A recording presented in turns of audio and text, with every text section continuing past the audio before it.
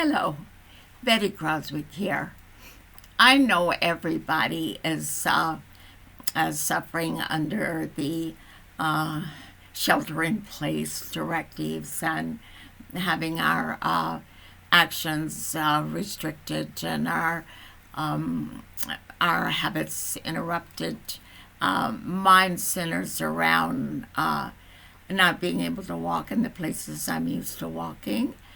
I live not far from a beautiful community park and the ocean and the boardwalk around this part of the ocean that is lovely. It's just very, very pleasant and invigorating atmosphere down there on the boardwalk by the sea and the park.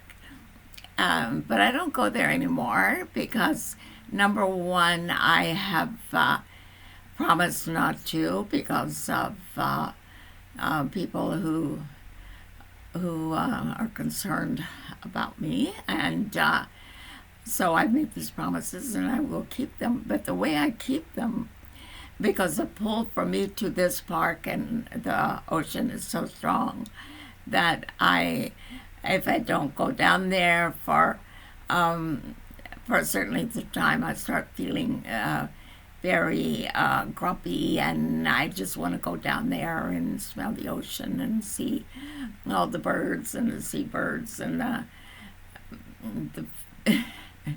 and all the ocean things. Okay, so it's become very hard for me not to do this, but the way I have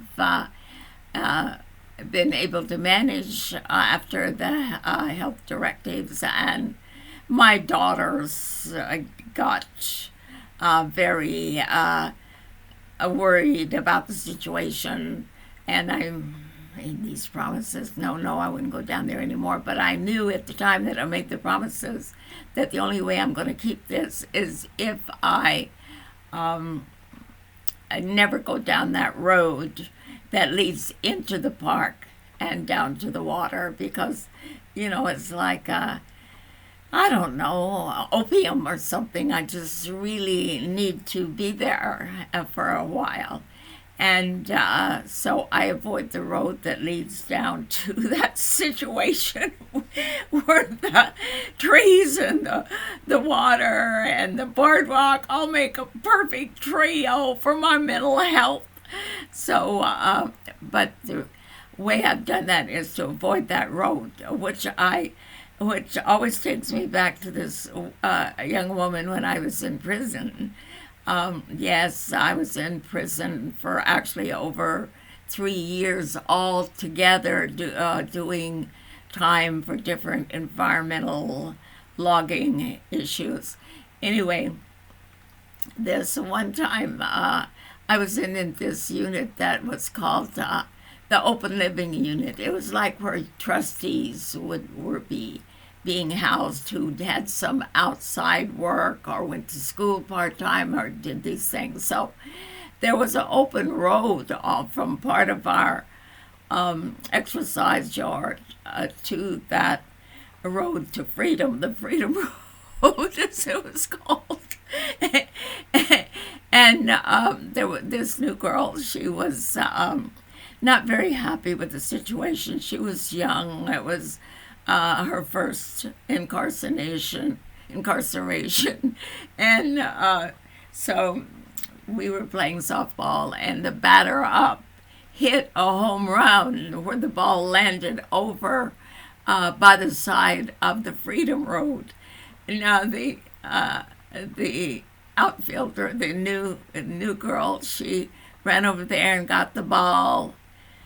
She was having a hard time doing this prison thing, and she looked down the road a moment and then kind of bounced the ball up and down in her hands several times, and the women playing started yelling, throw the ball, come on back. And because we all knew what she was contemplating, she was now standing on the side of the road. and she wasn't supposed to be there. That you didn't get in that spot, and she kept bouncing the ball.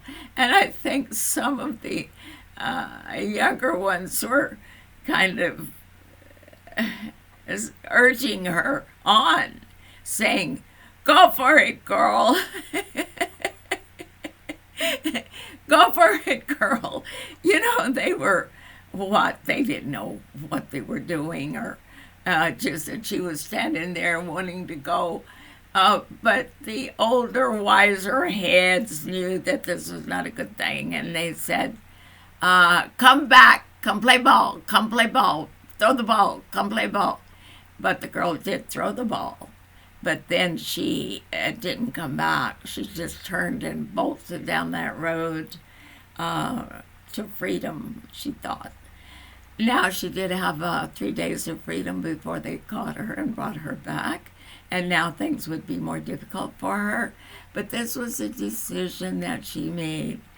And whether she lived to regret it, I wonder, or if she just learned the lesson that if something is so tempting that you shouldn't do, you should not take that second long look.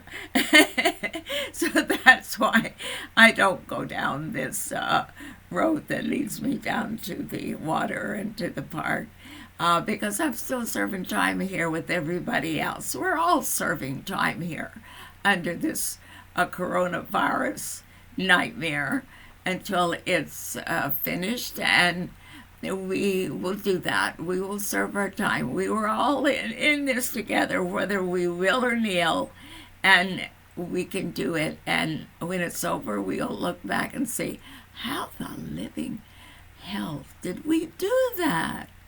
And it will be great. Okay, next time. Bye.